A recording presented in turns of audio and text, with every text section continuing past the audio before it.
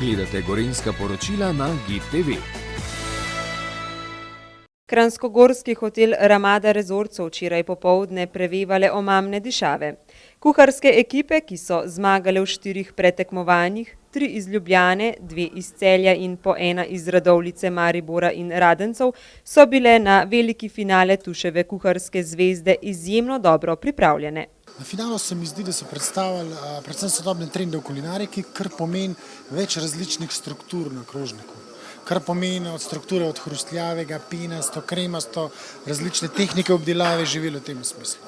Se pravi, da je krožnik zaključen kot v neko celoto.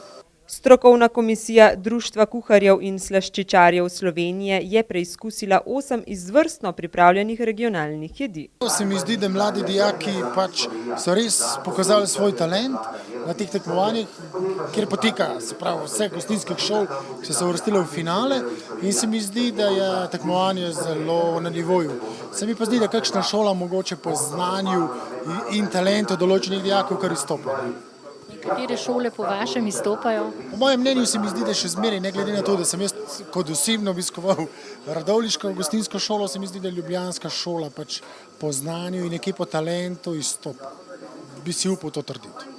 Enakega mnenja so bili tudi ostali člani strokovne komisije. Za najboljšo letošnjo ekipo so razglasili dijake Srednje šole za gostinstvo in turizem iz Ljubljane, ki so prejeli prestižno nagrado, tedensko kulinarično izobraževanje za celotno ekipo in mentorje. Vloženega veliko truda, ogromno prostovoljnega dela, ker marsikaj misli, da je v šolstvu, da je ura 1, da greš lahko domov, ampak velikrat je ura 5-6, ko greš domov, pa tudi recimo včeraj, da smo za vse 3 ekipe pripravili vso posodo, vse pripomočke, smo bili res kar od 7 pa do 4 popoldne, ampak nič nam ni žal.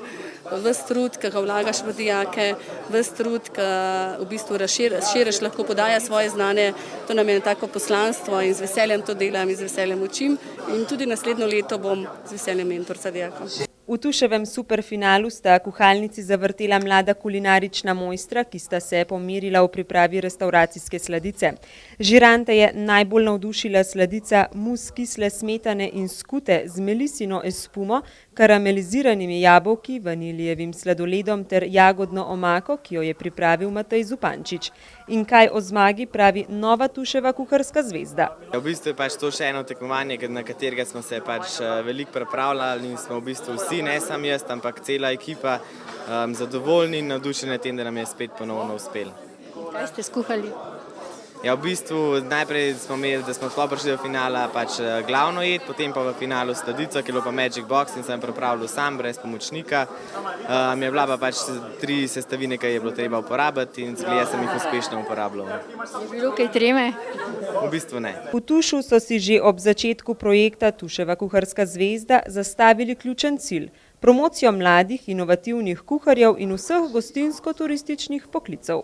Glede na odziv tako samih dijakov kot njihovih mentorjev in ravnateljev, ter seveda njihovih bodočih delodajalcev iz cele Slovenije, to se pravi tako hotelirjev kot tudi samih gostincev, naj povem, da je odziv izredno dober in glede na odziv smo prišli do zaključka, da je tekmovanje zelo uspešno, nadaljnja motivacija za naprej, tako za mlade in nova izkušnja, ki jim bo v pomoč pri njihovem delu. Morda bodo prav mladi, ki so se včeraj predstavili na tekmovanju, poskrbeli za razvoj gostinsko-turistične ponudbe in s tem urisali Slovenijo na zemljevid kulinaričnega sveta.